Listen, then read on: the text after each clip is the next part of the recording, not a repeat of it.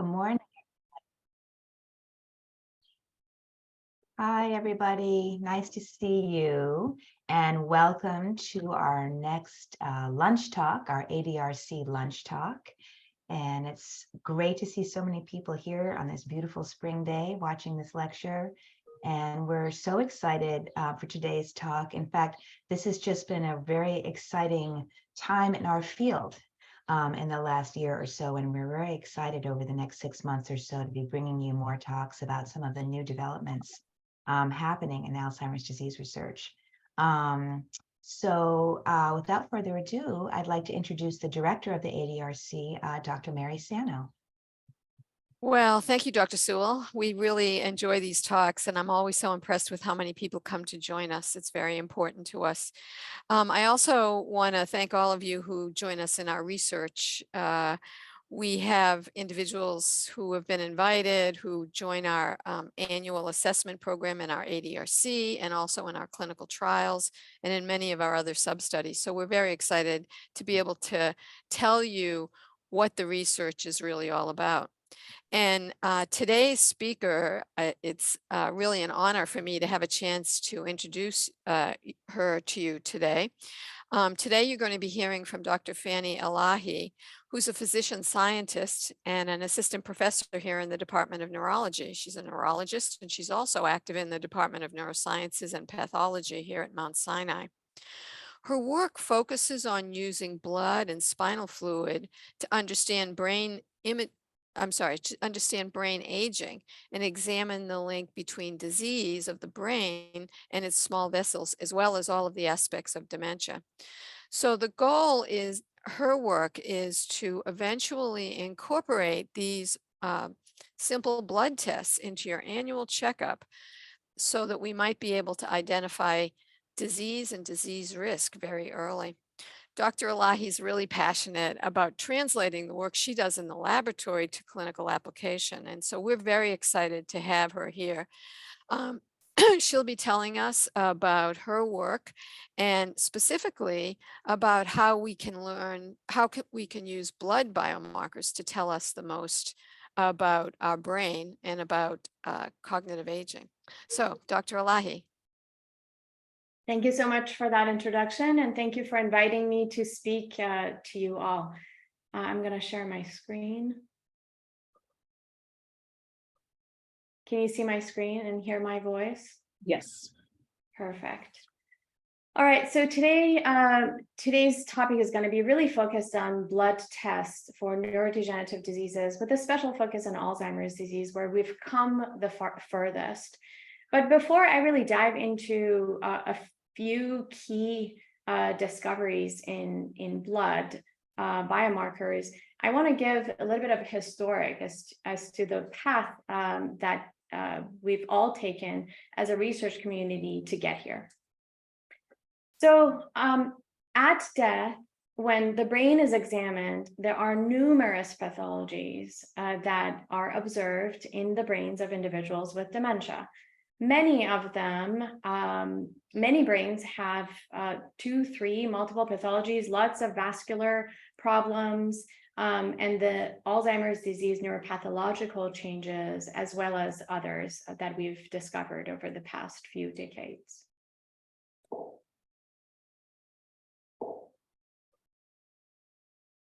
But if our goal is to make discoveries that eventually prevent brain degeneration and stall disease and save brain and basically at some point eradicate dementia, where do we really need to start? We've learned so much by examining tissue at the end of life, but we really ought to have measures of pathology during life and early. In fact, we really ought to be detecting problems before symptoms are severe and irreversible.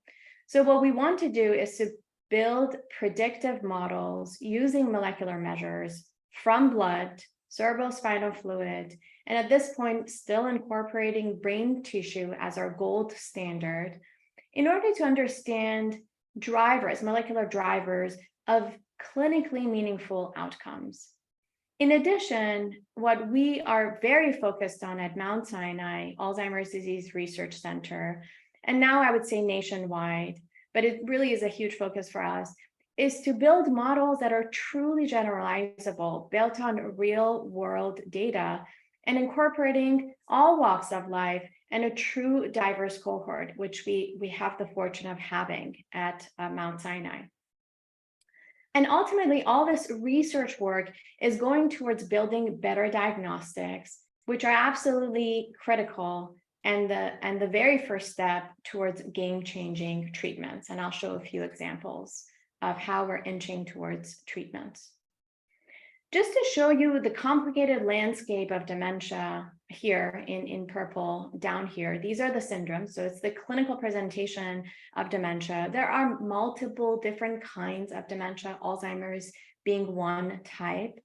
And then as we inch back, we've uncovered the neuropathological substrates at death on the brain tissue, and then down to the molecular drivers of those neuropathological substrates, and then genes that are associated with them. So now we're able to detect genetic mutations in certain genes that increase the risk of various kinds of diseases.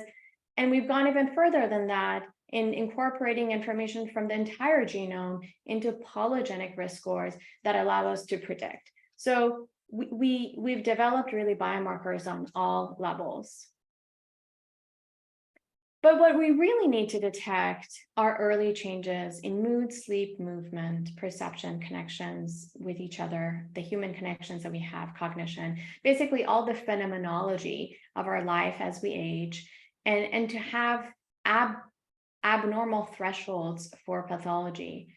This is just describing the clinical.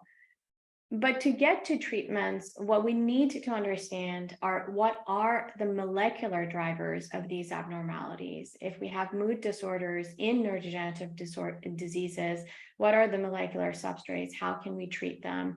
What are the molecular substrates of movement disorders? And develop tests to be able to detect them while we're living, when we can actually do something to change the disease course. So how are biomarkers used in modeling, in research? We have what we call targeted biomarkers, and these are biomarkers such as the ones for Alzheimer's disease, where we know the neuropathological substrate, and we want to be able to detect them better and better, non-invasively, for instance, earlier and earlier, in order to be able to do diagnostic classification. So tell someone, you do have the Alzheimer's disease neuropathological substrate. So you have the pathology. This doesn't mean that you have the clinical symptoms, but you have the pathology. We also want to use these quote unquote targeted biomarkers in order to do risk stratification. So if we want to do clinical trials, we don't want to run it on the entire population who may not have that kind of disease, but we want to run that trial in very high risk individuals. And then ultimately, we hope that we will also be able to use these biomarkers as a risk, to gauge the response of our clinical trials. I also want to mention other very important uses, in that we talk about trials mostly along the lines of drugs, but there could be lifestyle interventions. There could be multiple different interventions that we can do and use these targeted biomarkers to tell us whether we are treating the underlying pathology that will ultimately lead to dementia. I also want to point out that we are not only measuring targeted biomarkers, but we now have techniques and methods, and I'll touch upon that later in this talk, of measuring molecules, thousands of molecules at once in very small volumes of blood or cerebrospinal fluid. And this is what I call unbiased biomarkers. This is to do truly unbiased, meaning we don't know exactly what we're going to find, but we have the methods to measure this and apply our advanced machine learning AI tools to make discoveries about molecules that we wouldn't have even known are associated with the clinical symptoms. And this is also very exciting and expanding the horizon of research towards development of therapies that we could not have hypothesized. And what we want from biomarkers specifically is that we want them to be biologically valid. What that means is that they are strongly associated with the core features of the disease. They are also associated with the clinical symptoms, because at the end of the day, what really matters is how we're doing functionally. We also want some of them, at least, to be specific for certain diseases. And this is our drive for precision medicine, because we don't want to give toxic drugs that are hitting on all sorts of targets. We really want to be surgical in our intervention and very precise. And then if we can, we would like these biomarkers to be sensitive. And what we mean by that is for the abnormalities to be detectable early, and ideally before we even have symptoms. There are also technical considerations, because there are a lot of molecules that we can measure, but we want these molecules to be consistently reliable, meaning that if we measure them and the levels are high and high is bad, that if we measure them tomorrow, the levels are high and high is bad. So we don't want to use techniques that are not accurately measuring, or readouts that are not reliable. And ultimately, that uncomplicated chart that I showed you earlier with all the different layers of biology that are contributing to dementia, we have symptoms at the center and so many different routes that we can take and so many different causes. What we want is to combine symptomatology with biomarker approaches, including the blood biomarkers, in order to reduce our field of search and do so efficiently. So what is Alzheimer's disease? Alzheimer's disease was defined based on its neuropathological substrates and symptoms. It was actually first described in an early onset case of dementia. And then as we worked on the disease decades later, we discovered that the substrates are tau, this molecule tau that binds microtubules in neurons, and amyloid, a protein that is produced normally in the brain and in pathological states aggregates. And there are many, many factors affecting the aggregation of amyloid. And then we came up with diagnostic criteria, different kinds of staging based on brain tissue. And this allowed us to have a quantitative measure of problem or abnormality, and it was extremely helpful. I'll skip this.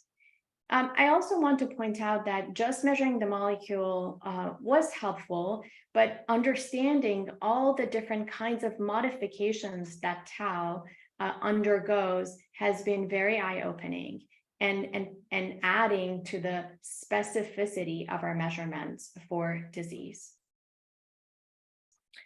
So what was very exciting is that molecules that we could quantify in brain tissue at death were able to be quantified eventually in cerebrospinal fluid.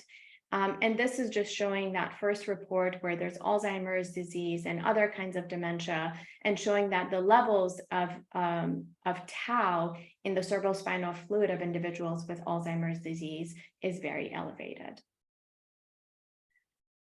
We were also able to measure amyloid, the second substrate of pathology in Alzheimer's disease in cerebrospinal fluid.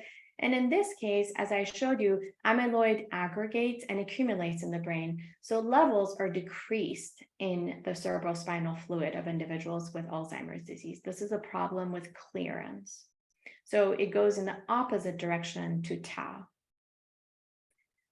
And we're still using the cerebrospinal fluid test for amyloid and tau as our gold standard for diagnosing someone during life with Alzheimer's disease. There are other additional methods of quantification, such as imaging, PET scan, et cetera, that I'm not going to get into in interest of time, because the focus is really biofluids and blood. But suffice it to say that we have multiple ways of measuring pathology for Alzheimer's disease, including quantifying these molecules in the cerebrospinal fluid. And then we wanted to know whether the quantification of these molecules in cerebrospinal fluid are predictive of decline, because as you recall, we want our biomarkers to be predictive. That's their main use. And they were. Levels were decreased for amyloid as disease progressed from normal CDR0 to dementia, mild dementia, CDR of 1. And for tau, specifically the modified tau, hyperphosphorylated tau, the levels went up as disease progressed. So we had a very good biomarker in cerebrospinal fluid. And this is just to summarize how we started conceptualizing disease. Neuronal integrity goes down, amyloid clearance goes down, and there are these amyloid plaques that build in brain. And there are tangles made of the tau. These are aggregated tau molecules in neurons in the brain. So these, we thought, are the we established based on extensive levels of evidence are the neuropathological substrates of Alzheimer's disease. Having these measures made Alzheimer's disease one of the best diseases to study, because we could actually measure during life someone's degree of pathology. And this is the famous Jack model that shows the sequence of abnormalities. Initially, it's amyloid that goes down, then tau, then brain structures change, and ultimately memory decline, cognitive changes, etc., and dementia ensues. Now, this is just a model, and there have been many iterations and modifications since. For instance, my lab works on vascular disease, and we would say that the first curve to become abnormal could potentially be vascular. But this is just saying that there are pathological phenomena that precede one another, and all of these precede symptoms. So if we could develop very, very sensitive methods of detecting these, we have some time to intervene before there's irreversible damage, and that is extremely encouraging. All this work led to a statement from a panel of experts that turned the page, I would say, in research in Alzheimer's disease and dementia in general, saying that we no longer need to define disease based on symptoms. We have biological substrates of disease that allow us to say that someone has Alzheimer's disease in the preclinical stage of disease, meaning that they don't have any symptoms, but they have the molecular abnormalities.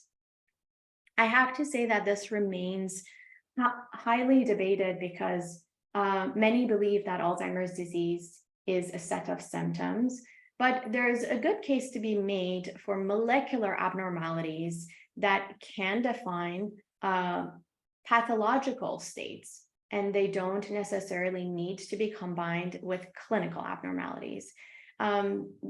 This really opens a door to interventions before symptoms, which is when we think we can have the biggest impact and save the brain. So just to summarize, we started with observations on brain tissue, then CSF biomarkers were discovered, technical advancements led to that. The fact that we had biomarkers was game-changing because we no longer needed to do trials in just anyone. We could specifically target individuals with Alzheimer's disease neuropathology, and that led to drug development. This was a drug for the symptoms, but it was a drug nonetheless, and it can slow progression. Then in 2012, there was FDA approval of PET scans, and this is a less invasive way of measuring AD neuropathology. And that led to another drug development. This time, the drug went after amyloid, one of the pathological substrates. In 2022, blood measurements of Alzheimer's disease biomarkers received FDA approval. And I think the future is going to be very exciting because, as you can imagine, being able to measure pathology in blood in a truly non-invasive way can be game-changing. And I'll be speaking a little bit more to that in the future slides. So this is that one of the trials and one of the FDA-approved drugs against amyloid, showing that on the left, those who received drug had a marked decrease in the burden of amyloid on their brain. The effect was small, maybe medium, but the effect on pathology was very large. Why this is that these biomarkers are really fantastic ways of classifying individuals who have disease or who don't have disease. And we have not necessarily shown that they are driving disease. So it's great that we can intervene on them because they may be contributing to disease, but we probably need to intervene on a lot more in order to have a bigger effect on the cognitive decline and clinical symptomatology. So this is what I'm depicting on the right as the tip of the iceberg being amyloid tau, all the specific molecules or targeted biomarkers that we measure. And the rest of the iceberg, the larger part, are all the molecules that we can measure in research, but we have not started measuring in clinic. Sorry. So the most exciting, I would say, technical advancements in the past few decades, at least from perhaps my biased perspective, is that we are now able to measure these molecules in blood. And to do so, all that we need is to collect blood, and many of you have donated generously your blood at your research visits. Our methods are sensitive, our quantifications are specific, so we have high accuracy for Alzheimer's disease neuropathology. It's just a small needle. It's like drawing blood for any other clinical lab, so it's non-invasive. It is repeatable. We can draw blood multiple times a year and follow the trend. And it's inexpensive and therefore also scalable. We can do this in much larger numbers. We can do it potentially at population levels at some point. And what this allows us to do, because you can imagine, even the most generous research participants would probably not allow us to draw yearly cerebrospinal fluid through lumbar puncture taps or multiple times a year. And so therefore, we only have a few snapshots in time of the pathology. But with blood, we can do so repeatedly. It's quite comfortable. It's really not that invasive. And so we're starting to see the trends of these molecules in blood and how they change with respect to each other. And in fact, we are developing more sensitive methods to measure the pathological tau with newer tests coming out on a yearly basis. All of this still in research. And this, the landscape of techniques that we are using to measure these molecules in blood is rapidly increasing. It's becoming more and more sensitive, more reliable, easier, and cheaper to do. These are some of the methods that we use. And on the second to far left, the single molecule immunosorbent assay Simoa is what we have at the Mount Sinai Alzheimer's Disease Research Center. So we at Mount Sinai are doing two things. One, measuring these targeted molecules on this automated hypersensitive equipment, Quanterix Simoa, to measure Alzheimer's disease biomarkers and more. These are all targeted molecules. And then we're using advanced methods for protein quantification also in blood in order to measure over 7,000 proteins. And we're soon going to be measuring metabolites in blood. What this does is that it allows us to look at networks of molecules that change together and start getting at the biology of what is abnormal and predicting Alzheimer's disease neuropathology. So I've talked a lot about pathology, and I want to say another very exciting use of plasma biomarkers is to study resilience. What's really incredible is that through decades of studying individuals with and without disease, we're starting to realize that, yes, these pathological substrates increase the risk of decline, but many is a big word. We actually don't know how many, but there are individuals out there who have risk, genetic risk. On the left, I'm showing you an individual with genetic risk, or they have abnormal levels of these Alzheimer's disease neuropathologies, but do not develop symptoms. So here is an individual with a genetic mutation and autosomal dominant. So this mutation, almost 100% of the time, gives rise to dementia. And this person escaped their fate. Basically, they had all the abnormalities. The red circle is up. Amyloid was retained in their brain. Tau was elevated. They had atrophy, but on the right, I'm showing you their brain metabolism was completely normal. The black dots are individuals with dementia, and the gray ones are individuals that are cognitively normal. And it was at the level of a completely normal individual. So this led to the discovery of a variant in the gene ApoE that basically protected this individual, and is now a line of research for drug development. Now, on the right, I'm showing you individuals in the gray square that are quote unquote control. So many of you are part of this group. You're participating in the Alzheimer's Disease Research Center. You've donated your blood, and we've measured the blood markers of Alzheimer's disease. And the levels are bunched together, and a few people, 3 up there, have very high levels, but they're cognitively completely normal. And so this is an opportunity to discover more individual with resilience. And I think this is very exciting, and the field is very excited about this, because it gives us the chance of understanding what are the biological substrates of resistance to pathology. And that is an avenue for drug development. In the interest of time, I will skip, oh no, actually we have time. Here, I want to show you what we do with the 7,000 plus proteins that we measure in biofluids. On the left, I'm showing these proteins measured in cerebrospinal fluid. And on the right, I'm showing these proteins measured in blood. As you can see, we use machine learning AI methods, and we are able to predict several proteins that can classify individuals into various groups. So here we had individuals with Alzheimer's disease with the risk variant ApoE4, individuals with Alzheimer's disease without, completely cognitively normal individuals with E4, and completely normal individuals without E4, and we were able to separate them in 4 different groups. If we use blood to do this modeling, we still get to separate individuals, and this was very encouraging. Maybe the groups are not as tight, but we get to do the separation, and it's very exciting. So what's the dream, and how do we want to use biomarkers? We want early clinical detection, and there are many methods being developed to detect earlier and earlier. Then we want to use these targeted biomarkers in subtyping disease.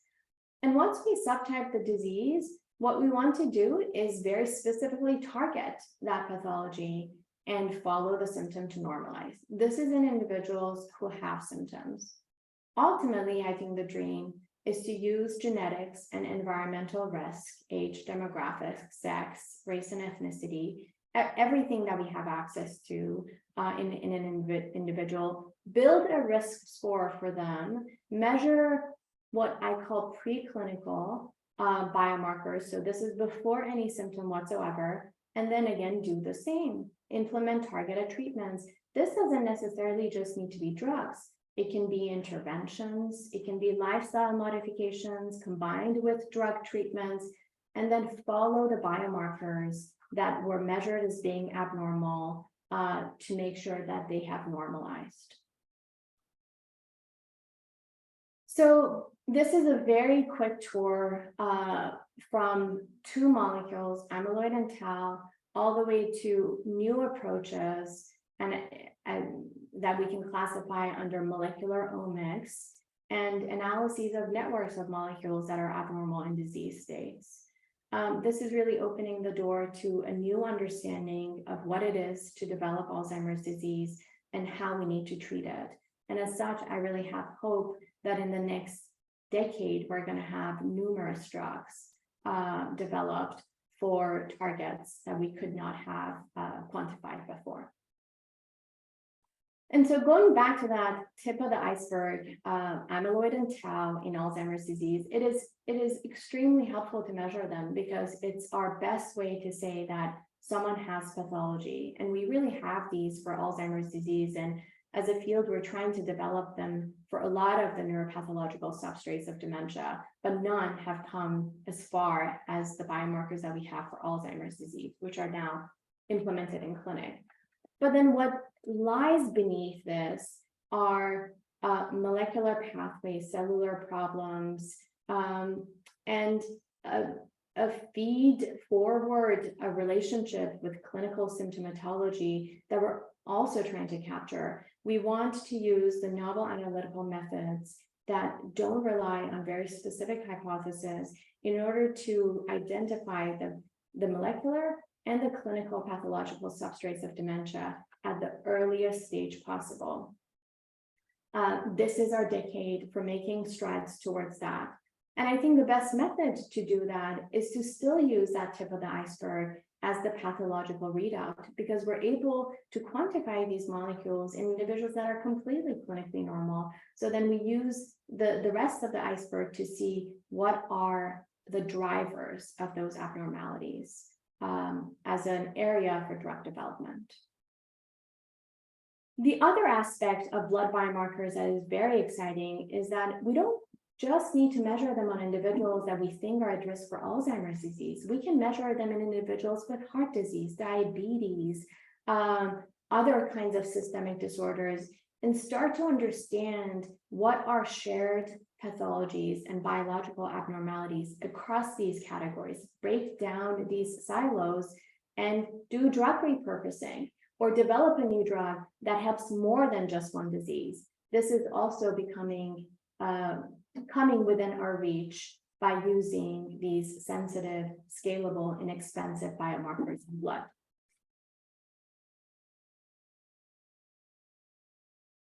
To make game-changing discoveries, ultimately, what we need is what you are generously donating to research. It is to allow us to collect cerebrospinal fluid and measure the AD biomarkers, as well as use that fluid for discovery of molecules. It is to use the blood that you donate in research to measure all sorts of molecules and build these predictive models. And ultimately, when individuals pass away and donate their brain, what's really valuable is to have tracked their trajectory and to connect that to the brain tissue. Those models are truly unique and allow us to make discoveries with a greater level of certainty.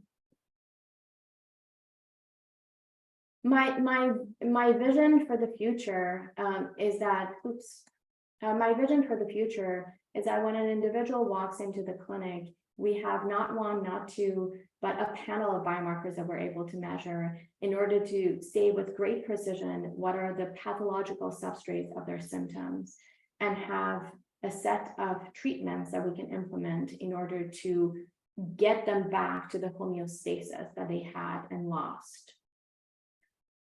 And to do that at the N of one level in one individual, to tailor treatments to that individual, to not use the one size fits all. This is some of the approaches that are being done in cancers and heart disease, and with the blood biomarkers and non-invasive, highly sensitive and specific methods, other kinds of biomarkers that are being developed. I think this is becoming within reach in dementia research. And now I want to thank all of you for participating in this research and making any discovery that we're able to make possible. Heartfelt thanks for me and the rest of our larger team at the Mount Sinai Alzheimer's Disease Research Center. I also want to thank my lab and especially Dr. Lisa McDonald, who has ran a lot of the biomarkers in blood of individuals of you and anyone else who participated in the Alzheimer's Disease Research Center. I am going to go to questions, and then if there's time, I'm going to come back and show you more results. Thank you for your attention. Thank you, Dr. Elahi. So maybe